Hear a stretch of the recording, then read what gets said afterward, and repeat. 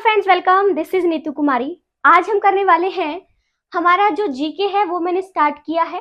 ठीक है, तो आज हम करेंगे कि भारत में विश्व धरोहर स्थल जो हैं वो कौन कौन से हैं।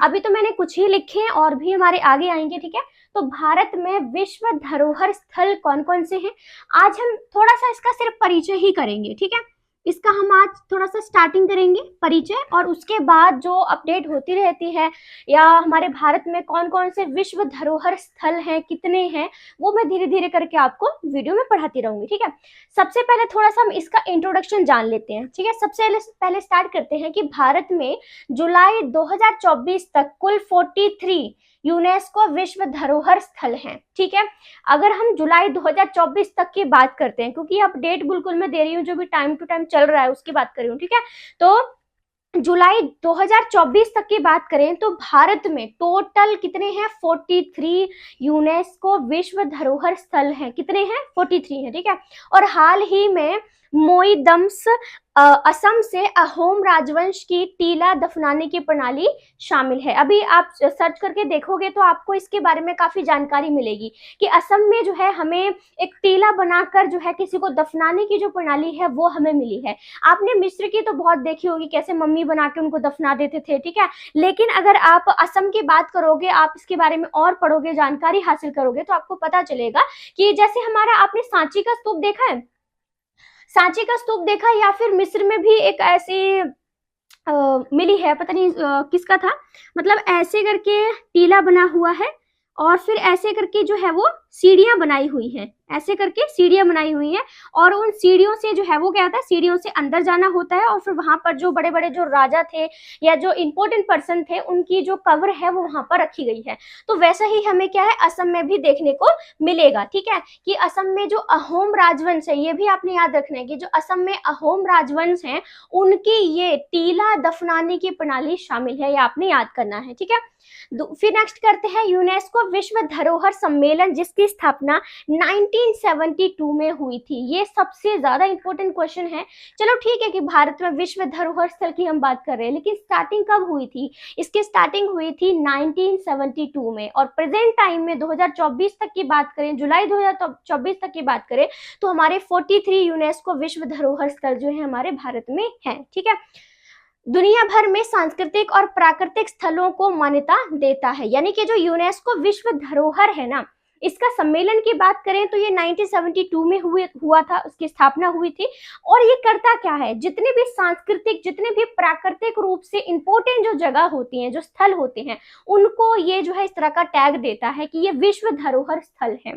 ठीक है, और हाल ही में आपको ये भी इसमें देखने को मिल जाएगा, अहोम राजवंश ने जो टीला दफनाने की प्रणाली को शामिल किया है। ठीक है, भारत दुनिया का छठवा, यानी कि छठा ऐसा देश बन गया है जिसके पास सबसे ज्यादा यूनेस्को विश्व धरोहर स्थल हैं।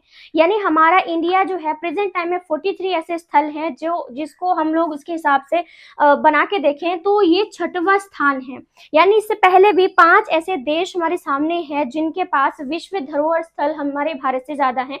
लेकिन अगर भारत की स्थिति तो पूछी ही जाएगी ऑफकोर्स। ठीक है, तो याद कर लेना कि आप जो हमारा भारत है वो विश्व धरोहर स्थल के मामले में 6वें स्थान पर आता है। ठीक है, 43 भारतीय स्थलों में से 35 तो हमारे टोटल सांस्कृतिक स्थल हैं। ठीक है, यानी कि 35 ऐसे स्थल हैं जो हमारी संस्कृति से रिलेट करते हैं। ठीक है, और 7 जो है ये हमारे प्राकृतिक स्थल जो है आ जाते हैं, और एक जो है ये मिश्रित है जिसमें सांस्कृतिक और प्राकृतिक दोनों ही गुण आपको देखने को मिलेंगे। ये भी बहुत बहुत इंपॉर्टेंट है। ठीक है, कि टोटल 43 तो है, लेकिन उनका भी वर्गीकरण किया गया है, कैटेगरी में रखा गया है। 35 कौन कौन से हैं, सांस्कृतिक है, और हमारे जो 7 है प्राकृतिक है, और एक हमारा मिश्रित हमें देखने को मिल जाएगा। ठीक है, तो टोटल 43 जो है ये विश्व धरोहर स्थल हमें देखने को मिल जाएंगे। यहाँ मैंने जो है सिर्फ 5 ही ऐसे स्थल हैं जिनकी जो लिस्ट है आपको दिखाई है।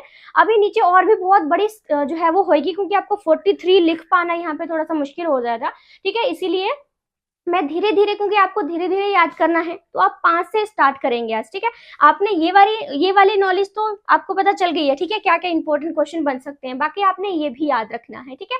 ये हमारे साइट के नाम है, ये उनका वर्ष है और ये उनकी जगह है कि ये कौन कौन से विश्व धरोहर स्थल हैं जो आपको कहाँ पे मिले हैं, कौन से वर्ष में मिले हैं, ठीक है, और उसकी जगह क्या है, ठीक है। सबसे पहले बात करें अजंता की गुफाओं की। अजंता की जो गुफाएं हैं इनकी खोज की गई थी 1983 में, और ये कहाँ पर है, ये महाराष्ट्र में। आपने पहले भी ये बहुत बात जो है पढ़ी होगी, ठीक है।